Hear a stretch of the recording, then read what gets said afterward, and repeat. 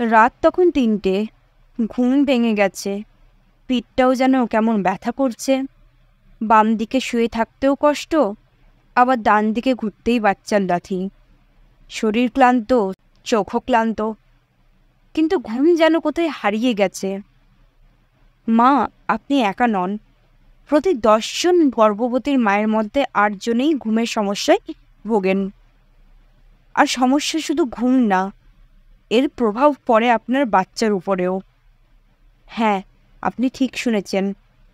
ঘুমের অভাব থেকে হতে পারে প্রিম্যাচিওর ডেলিভারি, কিংবা হাই ব্লাড প্রেশার, এমনকি গর্ভকালীন ডিপ্রেশনও। কিন্তু ভালো খবর, এই সমস্যার সমাধান আছে। এবং আজকের ভিডিওতে আমরা শিখব কিভাবে আপনি গর্ভাবস্থায় শান্ত, গভীর ঘুম পেতে চলেছেন, আর সম্পূর্ণ নিরাপদভাবে। তবে ভিডিওটি শেষ পর্যন্ত দেখবেন, কারণ শেষে থাকছে এমন এক ঘুমের কৌশল যেটা 90% মা কাজে লাগিয়ে ঘুম ফিরে পেয়েছেন। এটা মিস করলে কিন্তু সত্যি আপনি একটা বড় টপিক মিস করে যাবেন। তাহলে আসি প্রথম পয়েন্টে, হরমোনের দুষ্টুমি, যেটা নাকি আপনার ঘুম কেড়ে নিচ্ছে। গর্ভাবস্থায় প্রজেস্টেরন হরমোনের লেভেল বেড়ে যায়, আর এই হরমোন আপনার শরীরকে রিল্যাক্স করতে সাহায্য করে, ঠিকই আছে, কিন্তু এর ফলে আবার আপনার ঘুমের রুটিনও বিগড়ে যায়। সমস্যা যা হয়, সারাদিন ক্লান্ত লাগা আর রাতে ঘুম না আসা। তাহলে সমাধান কি? প্রতিদিন নির্দিষ্ট সময় ঘুমাতে যান, নির্দিষ্ট সময় ঘুম থেকে উঠুন।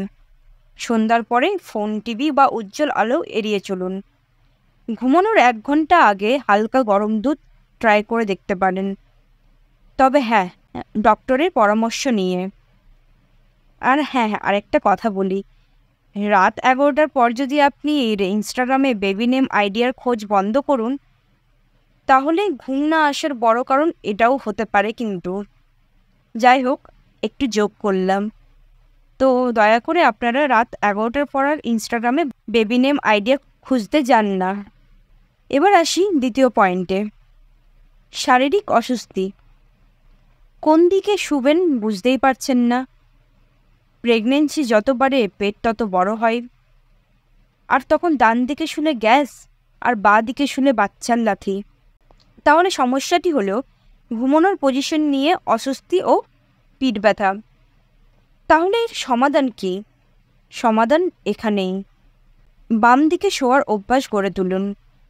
এটি আপনার ব্লাড সার্কুলেশন অথবা রক্ত সঞ্চালন বাড়ায় ও বাচ্চার জন্য নিরাপদ।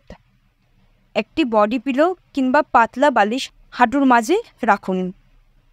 কোমরের নিচে একটি ছোট কুশন সাপোর্ট নিন। প্রথমবার যখন বডি পিলো ইউজ করবেন, মনে হবে যেন কারোর সাথে আলিঙ্গন করে ঘুমাচ্ছেন, যদিও তিনি কথা বলে না। যাই হোক, আবার একটি যোগ করলাম। এবার আসি তৃতীয় পয়েন্টে, মনের চিন্তা, ভবিষ্যতের ভয় ঘুম কেড়ে নিচ্ছে। বেবির কী নাম দেব? ডেলিভারি নর্মাল হবে নাকি সি সেকশন? আমি কি ভালো মা হতে পারবো? এই চিন্তাগুলো রাতে এসে এমনভাবে মাথায় ঘোরপাক করে যেন কেউ মাইন্ডের টিভি অন করে রেখেছে।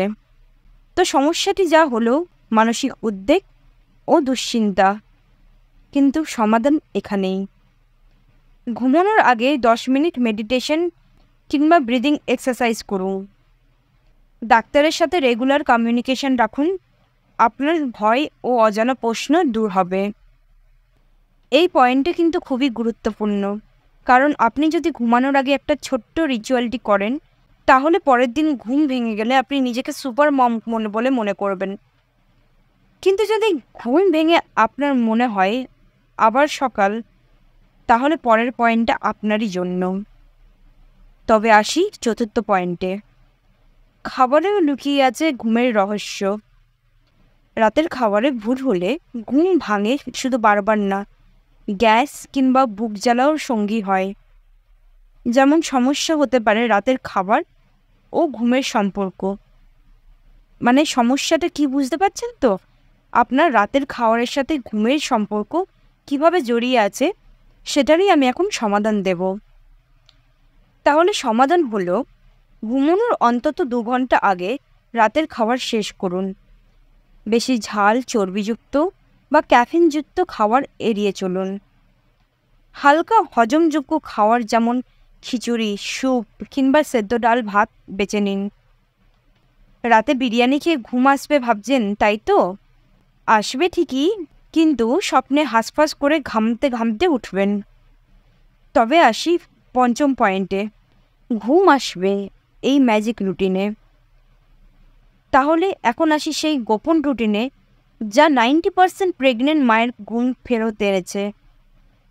এই রুটিনটি আপনি চাইলে আজ থেকেই শুরু করতে পারেন। তাহলে হলো ঘুম রুটিন চ্যালেঞ্জ।